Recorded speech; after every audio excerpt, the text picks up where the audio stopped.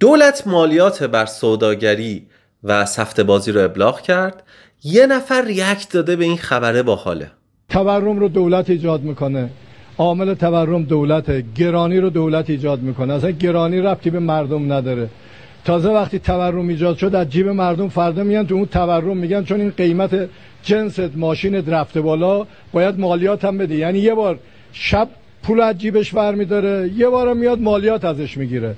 جالبه بدونید که مالیات بر سوداگری از روش‌های استاندارد کتاب درسی برای مقابله با رکود تورمیه، اما تحت شرایطی.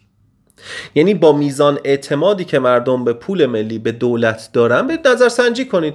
آقا دولت میخواد از رکود تورمی خارج کنه یا میخواد رو این حالا دارایی که ما خریدیم از تورم نجات بدیم خودمون، میخواد یه سوداگری و سفته بازی رو این بکنه. برید خودتون نظر.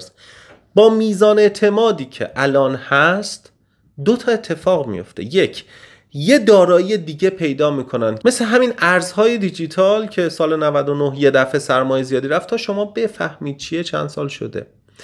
و دوم این که آیا سرمایه از بازار غیر رسمی خاکستری میره توی بازار متشکل مثل بورس؟ نه، میره به بازار سیاه، یعنی معاملات ثبت نشده ای که بتونن راهش هم پیدا میکنن، مالیاتشو دور بزن.